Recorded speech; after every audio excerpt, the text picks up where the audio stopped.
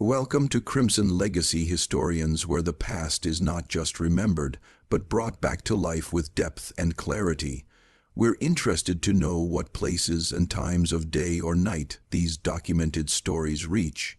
The year was 1847 when the Caldwell estate stood proudly among the sprawling cotton fields of Wilkes County, Georgia. The plantation house, with its imposing white columns and wraparound porch, was considered the jewel of the region, sitting atop a gentle hill overlooking nearly 800 acres of land. The Caldwell name carried weight in local society circles, not only for their considerable wealth, but for the twin daughters who had become the subject of whispered conversations throughout the county.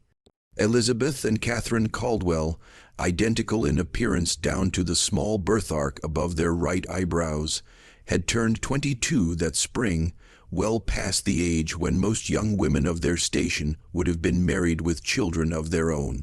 What few outside the plantation knew was that behind the perfectly maintained facade of Southern gentility, a series of events had been set in motion that would eventually unravel the very fabric of the Caldwell legacy.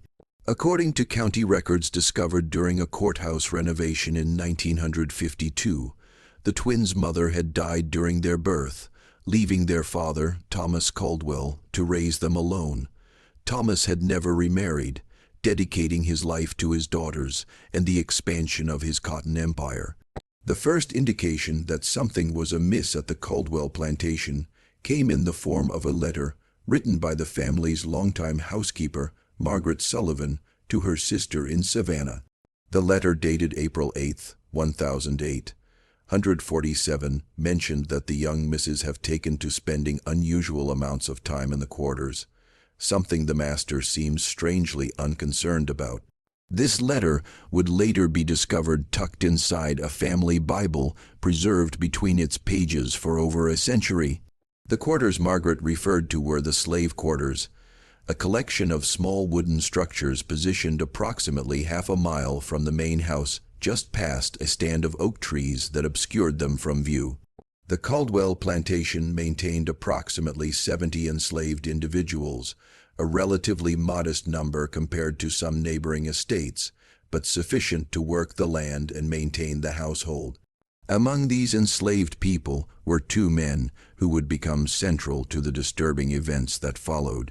According to plantation records preserved in the Georgia Historical Society archives, they were listed simply as Samuel and Elijah, both noted as having been purchased in 1842 from a plantation in South Carolina that had fallen into financial distress. What made Samuel and Elijah unusual, based on accounts compiled decades later by local historian William Hartwell, was their education. Both men had been taught to read and write by their previous owners' children, a dangerous skill that they had carefully concealed upon arrival at the Caldwell plantation. This concealment eventually failed, however, when Catherine Caldwell discovered Samuel reading a discarded newspaper in the stables late one evening in the autumn of 1846. Instead of reporting this illegal activity, Catherine, according to her personal diary recovered in 1964 during the demolition of the old plantation house, began to meet Samuel in secret. The diary entries become increasingly cryptic around this time, with references to Sis and our shared understanding. Simultaneously, estate records show that Samuel was reassigned from fieldwork to the stables, a position that afforded him greater proximity to the main house. What historical records do not clarify, but what local oral tradition suggests, is that Elizabeth had similarly formed a connection with Elijah, who worked primarily in the maintenance of the plantation's extensive gardens. The symmetry of these relationships, twin sisters forming forbidden bonds with two enslaved men, creates an unsettling pattern that would later be described by one local newspaper as a peculiar mirroring of forbidden affections. The winter of 1846 to 1847 was unusually harsh in Georgia, with freezing temperatures that damaged cotton stores and created a sense of isolation as roads became difficult to traverse. It was during these cold, isolated months that the relationships apparently deepened. A letter from Thomas Caldwell to his brother in Charleston, dated January 23, 1847, mentions his concern about a strange melancholy that has overtaken Elizabeth, while Catherine seems almost feverishly animated. I fear the isolation of this winter has affected their temperaments in opposite ways. What Thomas failed to perceive was that his daughters were not suffering from winter melancholy or cabin fever, but were instead engaged in a dangerous game of secrets and forbidden relationships that violated every social code of their time and place. The consequences of discovery would be devastating not only for the enslaved men who could face torture or execution, but for the Caldwell name itself, which would be irreparably tarnished. The first concrete evidence of the true nature of these relationships emerged in a series of coded messages found pressed between the pages of a volume of poetry belonging to Elizabeth. These notes, written on scraps of paper and dated throughout February 1847, contain what appear to be arrangements for meetings and expressions of devotion. One particularly revealing note reads the usual place at midnight. The moon will be new offering cover. He says C and S will join, 4 hearts beating as 2. This suggestion that the twins were not only aware of each other's forbidden relationships, but were actively coordinating their clandestine meetings, adds a layer of conspiracy to the unfolding narrative. Rather than acting independently, the sisters appeared to be operating in concert, their identical appearances perhaps even being used to confuse and misdirect any suspicion.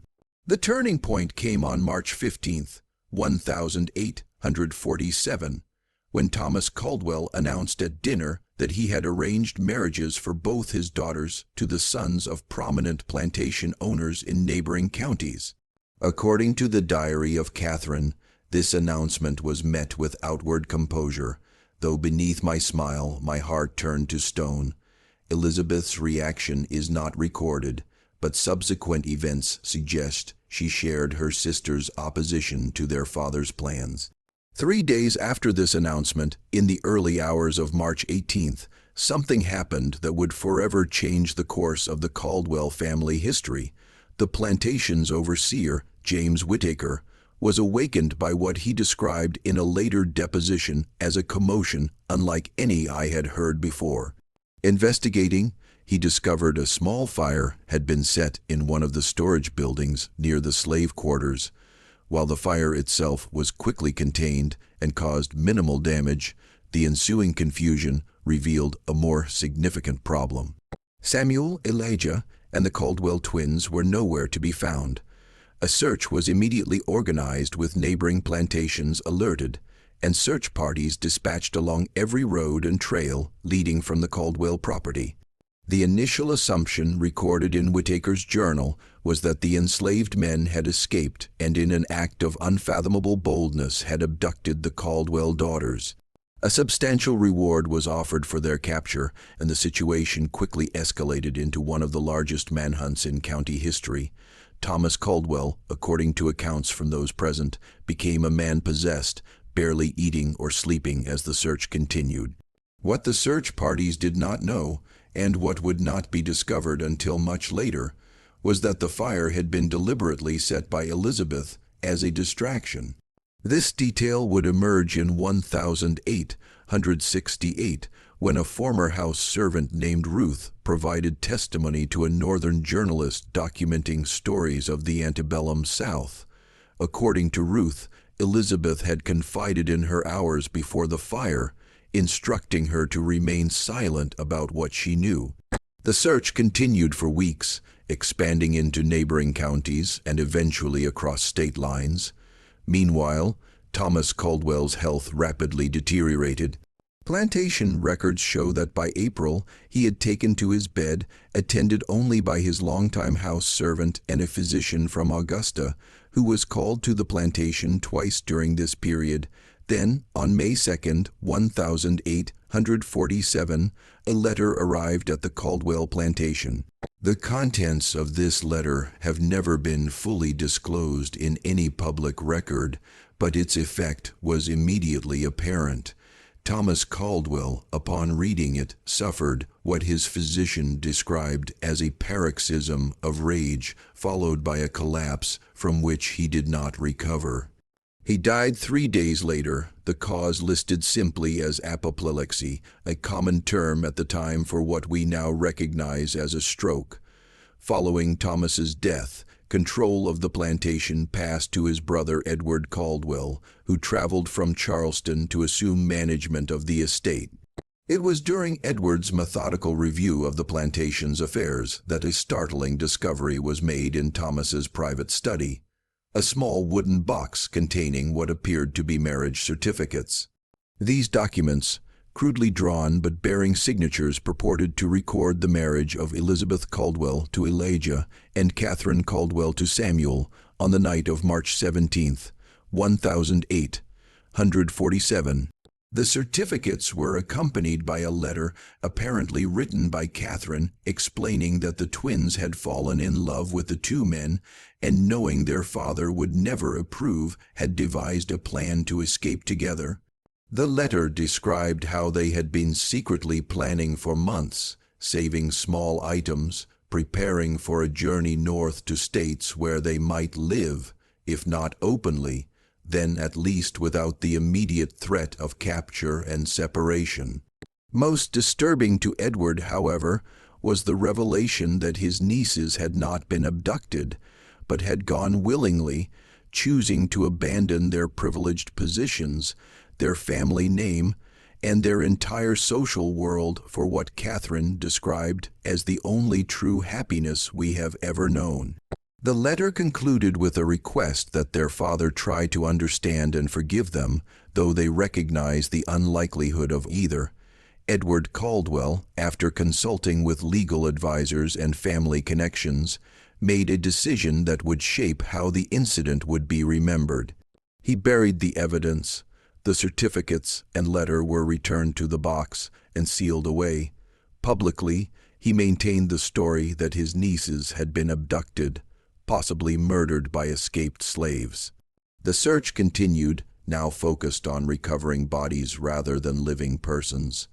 This official narrative persisted for nearly 2 decades until a development in 1865 changed everything. Following the Civil War and the emancipation of enslaved people throughout the South, a woman arrived at what remained of the Caldwell plantation, now reduced to less than half its former size and struggling to adapt to the new economic reality. The woman identified herself as Margaret Johnson. But her resemblance to the long-missing Caldwell twins was unmistakable. She requested a meeting with Edward Caldwell, who still maintained the property, though with greatly reduced circumstances. According to the household staff present that day, the meeting lasted several hours with raised voices occasionally audible through the closed doors of the study. When Margaret Johnson departed, Edward Caldwell emerged visibly shaken. He spoke to no one about the meeting, but immediately began liquidating what remained of the estate. Within 6 months, the plantation was sold, and Edward returned to Charleston, where he lived in seclusion until his death in 1871. The true nature of the meeting remained unknown until 1958, when a collection of letters was donated to the Georgia Historical Society by Edward's granddaughter. Among these was a detailed account of the meeting written by Edward to his wife the day after it occurred. According to Edward's letter, Margaret Johnson was indeed Catherine Caldwell, now using the surname of her husband Samuel, who had taken the name Samuel Johnson after their escape. Catherine revealed that she, Elizabeth, Elijah, and Samuel had managed to reach Philadelphia, where they lived in a community of free blacks and abolitionists who helped them establish new identities. Elizabeth and Elijah, adopting the surname Davis, had moved further north to Boston, where Elijah found work as a carpenter. Samuel, with his knowledge of horses, eventually established a small but successful livery stable, while Catherine worked as a seamstress. They had children. Catherine and Samuel had 3, Elizabeth and Elijah 2, all of whom were being raised with no knowledge of their mother's true origins. Catherine had returned south only after learning of her uncle's management of the former plantation, hoping to retrieve personal items belonging to her mother that had been left behind during their escape. More significantly, she sought to correct the historical record to make it known that she and her sister had not been victims, but had instead made a choice, a radical, dangerous choice to follow their hearts despite the overwhelming social and legal barriers. Edward, however, refused her request. In his letter, he explained that he could not bring himself to reveal the truth, writing that the shame it would bring upon our name upon the memory of my brother is too great to contemplate. He offered Catherine a substantial sum of money in exchange for her continued silence and her promise never to return to Georgia. Whether Catherine accepted this offer is not recorded in Edward's letter, but historical records show that Margaret Johnson purchased a ticket for Philadelphia the day after the meeting and never returned to Georgia. The Caldwell family narrative of the tragic abduction and presumed death of the twins remained the official story. In 1883, a fire destroyed much of the courthouse in Wilkes County, including many records from the antebellum period. This loss further obscured the already murky details of the Caldwell case. By the turn of the century, the story had transformed into a local legend with various embellishments and supernatural elements added to what had been at its core, a very human story of forbidden love and desperate choices. It wasn't until 1964, during the previously mentioned demolition of the original Caldwell plantation house, that Catherine's diary was discovered in a small compartment built into the wall of what had been her bedroom. This diary, covering the period from January 1846 to March 1847, provided the first contemporaneous account of the events from one of the participants.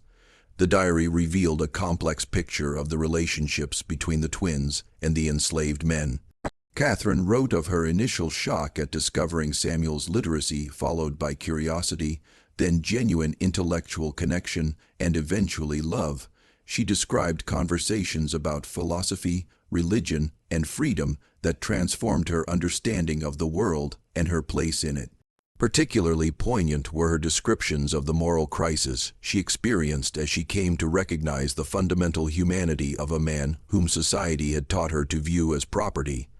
"I have been blind," she wrote on November 12, 1846, "not only to the suffering around me, but to the very nature of what it means to be human. S has opened my eyes, and now I cannot close them again, though the light sometimes pains me." The diary also confirmed the twins' mutual awareness and support of each other's relationships. Catherine described late-night conversations with Elizabeth, their shared fears and hopes, and their gradually evolving plan to escape. The final entry, dated March 16, 1847, reads simply, "Tomorrow we leave everything we have known for an uncertain future. We may find freedom or death, but either is preferable to living a lie." The discovery of the diary prompted renewed interest in the case among historians specializing in the antebellum South. Research conducted throughout the 1960s uncovered additional pieces of the puzzle, including shipping records showing passage booked for 4 individuals from Savannah to Philadelphia in late March 1847 under the names Johnson and Davis. Census records from Philadelphia in 1008 150 confirmed the presence of Samuel and Catherine Johnson, listed as mulatto living in a predominantly black neighborhood with 2 children. Similarly, Boston records showed an Elijah and Elizabeth Davis with 1 child, also identified as mulatto. Perhaps the most remarkable discovery came in 1968, when a descendant of Elizabeth and Elijah Davis contacted researchers after learning of the renewed interest in the case. This descendant, a professor at a New England university, possessed a collection of letters exchanged between the twins throughout the 1850s and 60s. These letters painted a picture of 2 women who, despite the enormous sacrifices they had made, found fulfillment in their chosen lives. They wrote of their children, their work, their continuing education, and their involvement in abolitionist causes. They also expressed ongoing concern about discovery, particularly after the passage of the Fugitive Slave Act in 1850, which increased the danger for everyone involved. The most revealing letter, dated July 4, 1865, shortly after the end of the Civil War, captured Catherine's reflection on their journey. Today marks not only the independence of this nation, but at long last our own true freedom. For 18 years we have lived in shadows, always looking over our shoulders. Now, though many challenges remain, we may finally step into the light. Yet I find myself thinking of Father, wondering if in some way he might finally understand the choice we made. I like to believe that, freed from the constraints of the world that shaped him, he might. By 1969, enough evidence had been gathered to substantially revise the historical understanding of what had come to be known as the Caldwell twins incident. What had long been characterized as an abduction and presumed murder was revealed to be something far more complex, a deliberate rejection of the social order by 2 young women who chose love and moral principle over family privilege and safety. The descendants of the Caldwell twins, now scattered across the northern United States, have generally chosen to maintain their privacy, with only a few agreeing to limited interviews with historians. These interviews, conducted primarily in the 1970s, revealed families who had grown up with carefully edited versions of their ancestry, typically told that their great-grandmothers were Northern women who had married men of mixed-race heritage. The full truth that these women were the daughters of a Georgia plantation owner who had fallen in love with enslaved men on their father's plantation, staged their own abduction, and fled north to build new lives, was often not revealed until adulthood, if at all. Some descendants expressed pride in their ancestors' courage, while others struggled with the complex moral implications of a family history intertwined with both slave ownership and resistance to slavery. The former Caldwell plantation has since been subdivided and developed, with little remaining to mark the location of the events described. A small historical marker erected in 1972 at the intersection nearest to where the main house once stood makes only a brief reference to the historically significant Caldwell family plantation, with no mention of the twins or their extraordinary story. Local attitudes toward the story have evolved over time, from initial shock and denial to a more nuanced recognition of its significance as a rare documented case of white Southern women actively rejecting and escaping the slave society in which they were raised. Academic interest in the case has grown, particularly among scholars studying resistance to slavery and interracial relationships in the antebellum period. What remains most compelling about the Caldwell twins' story is how it challenges simplified narratives about the antebellum South. It reveals the potential for individual moral awakening, even among those who benefited most from the existing social order. It demonstrates how personal connections could sometimes transcend the rigid boundaries of race and status, even as it reminds us how exceptional and dangerous such transgressions were. In Catherine's diary, she wrote, "We did not choose to be born into this world of masters and slaves, but we can choose whether to accept it.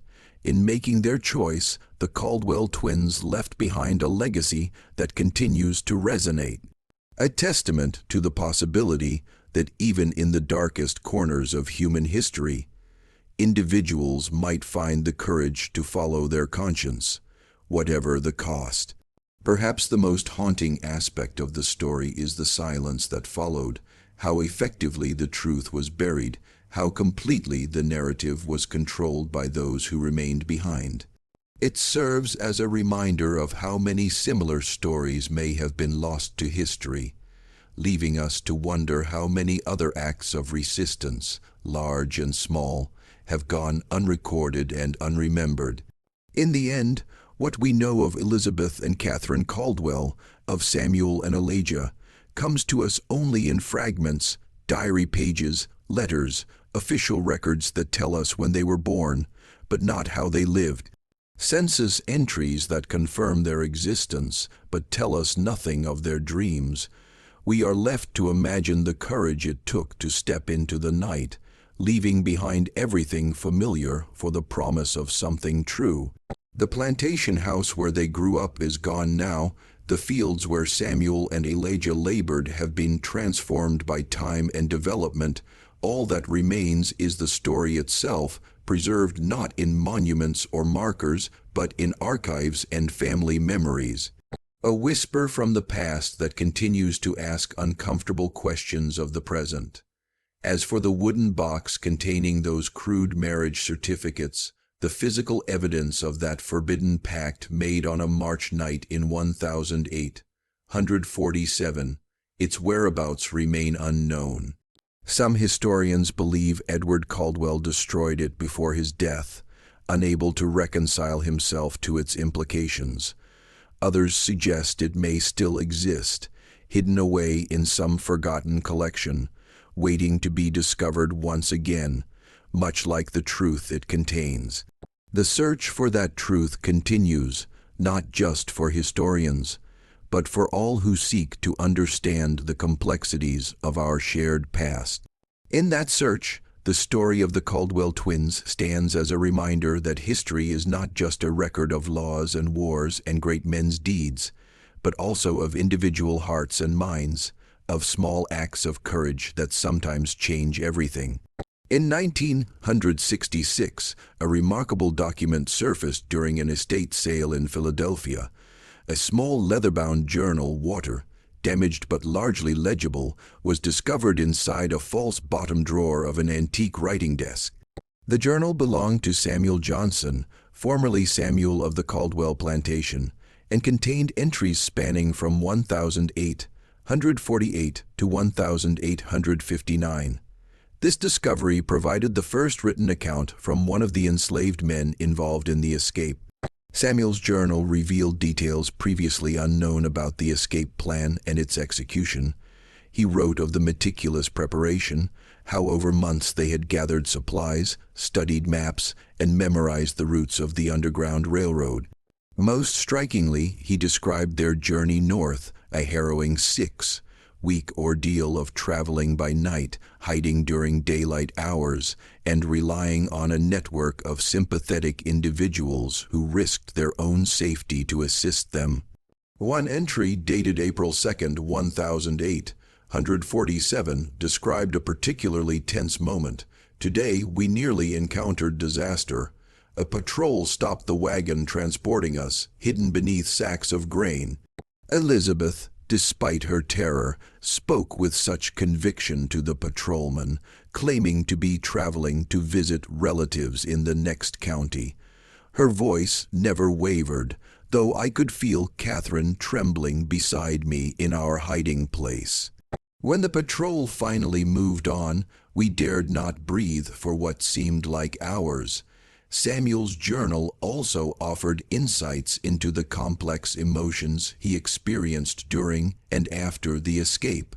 He wrote of guilt over leaving behind family members still enslaved on the Caldwell plantation, of the disorientation of newfound freedom, and of the constant vigilance required to maintain their precarious safety in Philadelphia.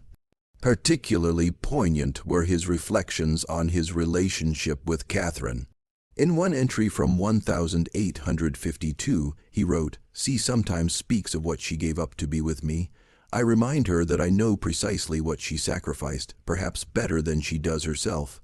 There are days when I see her watching women in fine dresses from our window, and I wonder if she regrets choice. Then she turns to me, and I see in her eyes the same resolve that led her to choose this life, this freedom, this love, imperfect as it may be."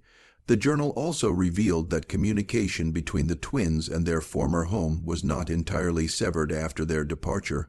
Samuel described Catherine's correspondence with Margaret Sullivan, the former housekeeper who had noted the twins' unusual behavior in her letter to her sister.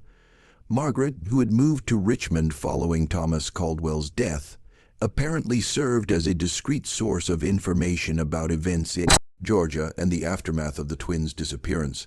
Through these letters, Catherine learned of her father's death and her uncle's assumption of control over the plantation. It was this information that eventually prompted her fateful return visit to Georgia in 1865, a decision that Samuel described as foolhardy but necessary for her peace of mind. His entry following her return from this journey suggests the meeting with Edward Caldwell did not provide the closure Catherine had sought. She returned more troubled than when she left, carrying the weight of her father's final days. The knowledge that he died believing she had been taken against her will, perhaps murdered, haunts her in a way I cannot soothe. In 1967, another significant piece of the puzzle emerged when researchers located church records from a small African Methodist Episcopal congregation in Philadelphia. These records documented the baptism of the Johnson and Davis children with godparents listed for each. Remarkably, Elizabeth served as godmother to Catherine's firstborn son, while Catherine was godmother to Elizabeth's daughter, suggesting the sisters maintained their close bond despite challenges of their new lives. These records also revealed that both families moved several times within Philadelphia and Boston, likely in response to growing concerns about the Fugitive Slave Act and the increased risk of capture. The frequency of these relocations, approximately every 2 years, speaks to the persistent anxiety that must have characterized their lives during this period. By 1855, according to city directories and tax records, Samuel Johnson had established a modest but successful livery business in a predominantly immigrant neighborhood of Philadelphia. This business provided sufficient income for the family to purchase a small home, an extraordinary achievement given the circumstances of their arrival in the city just 8 years earlier. Elijah and Elizabeth, meanwhile, had moved from Boston to a small farming community in western Massachusetts by 1854. Local records indicate Elijah worked as a carpenter and cabinet maker, while Elizabeth supplemented their income by teaching reading and basic arithmetic to local children. Their relative isolation in this rural setting may have offered an additional layer of security, removing them somewhat from scrutiny they might have faced in a larger city. One of the most intriguing discoveries came in 1968, when a researcher examining records of abolitionist organizations identified Catherine Johnson and Elizabeth Davis as contributors to several anti-slavery publications. Writing under pseudonyms, the sisters produced a series of anonymous letters describing the moral corruption of the slave system from the perspective of those who had been raised within it. These letters, published in the Liberator and other abolitionist newspapers between 1852 and 1858, never revealed the author's true identities or specific circumstances, but spoke powerfully to the psychological damage inflicted by slave ownership, not only on the enslaved, but on the enslavers themselves. In one such letter believed to be written by Elizabeth, the author described slavery as a poison that corrupts the soul of the master as surely as it breaks the body of the slave, a system that renders true human connection impossible across its artificially maintained boundaries. The Civil War brought new challenges and opportunities for both families. Samuel's journal entries from 1861 through 1865 express both hope and fear about the conflict's potential outcomes. He wrote of sending financial contributions to support Union efforts, of attending meetings where news from the battlefront was shared, and of the community's collective anxiety about what a Confederate victory might mean for free blacks in the North. A particularly moving entry from January 1863, following the Emancipation Proclamation, reads, "Today marks the beginning of what we have dreamed of for so long. Though the proclamation's practical effects may be limited, its moral significance cannot be overstated. For the first time, this nation has officially declared what we have always known to be true, that no man has the right to own another." And I celebrated quietly, unable to fully express in words what this day means to us who have lived both sides of this terrible divide. The post-war period brought relative security as the legal abolition of slavery removed the most immediate threat facing the families. However, census records and other documents from this period suggest they continued to live somewhat guarded lives, never fully revealing their backgrounds, even as the immediate danger of re-enslavement receded. In 1873, tragedy struck the Johnson family when Samuel died unexpectedly of pneumonia at approximately 50 years of age. His death certificate, located in Philadelphia City Records, lists his occupation as business owner and his race as colored, with no indication of his extraordinary life journey. Catherine never remarried. City directories show she continued to operate the livery business with the help of her eldest son until 1881, when she sold the business and moved to the home of her daughter in upstate New York. She died there in 1890 at approximately 65 years of age. Elizabeth outlived her sister by nearly a decade, passing away in 1900 at her farm in Massachusetts, surrounded by children and grandchildren. According to family letters shared by descendants in her final years, she occasionally shared stories of her youth in Georgia, though always carefully edited to omit the more dangerous aspects of her escape and new identity. One of the most remarkable documents to emerge from this research was a letter Elizabeth wrote to her granddaughter on the occasion of the young woman's 18th birthday in 1895.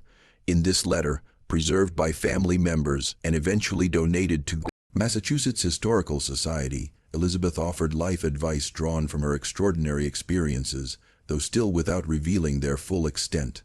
"My dearest girl, as you stand at the threshold of womanhood, I wish to impart to you the most valuable lesson my long life has taught me, that courage is not the absence of fear, but the determination to act in spite of it. There will come moments in your life when you must choose between what is expected and what is right, between the comfortable path and the true one. In those moments, remember that the most difficult choice often leads to the greatest freedom. I have known both captivity and liberty in this life, though perhaps not in the ways you might imagine, and I can tell you without hesitation that no comfort or luxury is worth the price of a compromised soul. The historical record remains frustratingly incomplete regarding many aspects of the Caldwell twins' story. No photographs of the sisters have ever been located, though a daguerreotype believed to show Samuel and Catherine's oldest son, taken in Philadelphia around 1870, resides in the collection of the Georgia Historical Society. The young man bears a striking resemblance to descriptions of Thomas Caldwell from contemporary accounts, a genetic echo of the complex family history. In 1969, an archaeological excavation at the former site of the Caldwell plantation uncovered the foundations of the slave quarters and recovered several artifacts, including a small carved wooden bird that, according to Catherine's diary, was a gift from Samuel. This tangible connection to their relationship now sits in a museum collection, a silent witness to a love that defied the boundaries of its time. The story of the Caldwell twins has inspired numerous academic papers, several historical novels, and at least one stage play. Yet it remains relatively unknown outside academic circles, perhaps because it complicates comfortable narratives about the antebellum South, challenging both Southern mythologies of benevolent plantation life and Northern assumptions about clear moral boundaries between the regions. What makes the Caldwell case unique is not that it represents an example of interracial relationships in the antebellum South. Such relationships were far more common than officially acknowledged, though usually involving white men and enslaved women, often in contexts of exploitation rather than mutual choice. Rather, its significance lies in the documentation of white Southern women who not only formed romantic attachments to enslaved men, but acted on those feelings in the most radical way possible by rejecting their privileged positions and fleeing with their chosen partners. In 1968, during an interview conducted as part of an oral history project, a great-granddaughter of Elizabeth and Elijah Davis reflected on her family's legacy. When I think about what they risked, not just their comfort or status, potentially their lives for love and for what they believed was right, it humbles me. They had the courage to look at the world they were born into and say, "No, this is wrong and I will not be part of it." Even when that decision cost them nearly everything. That's a kind of moral courage that's rare in any era. The Caldwell twins' story exists now in that liminal space between documented history and legend.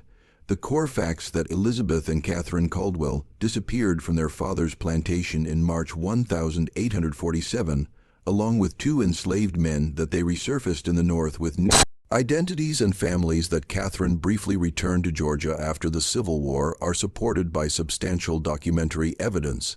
Yet many details remain elusive, existing only in fragments of diaries, in letters with missing pages, in fading memories passed down through generations. Like so many stories of resistance to slavery, particularly those involving women, the full truth has been obscured by time, by deliberate concealment, and by a historical record that often failed to preserve the experiences of those who defied convention. In 2002, a final significant discovery added another layer to the story. During the renovation of a former boarding house in Philadelphia that had once housed numerous Underground Railroad fugitives, workers discovered a small cavity in a chimney containing a cloth pouch. Inside was a gold locket containing miniature portraits believed to be of the Caldwell twins as young women, along with a folded paper bearing the words Elizabeth and Catherine, Georgia, 1844. Experts who examined the locket believe it may have been deliberately hidden by Catherine before her return journey to Georgia in 1865, perhaps as insurance against the possibility that she might not return. If this interpretation is correct, the locket represents a poignant acknowledgement of the dangers she still faced even after the legal end of slavery in confronting her past. The portraits show two young women identical in their heart-shaped faces and serious expressions, dressed in the fashion of privileged Southern belles of the 1840s.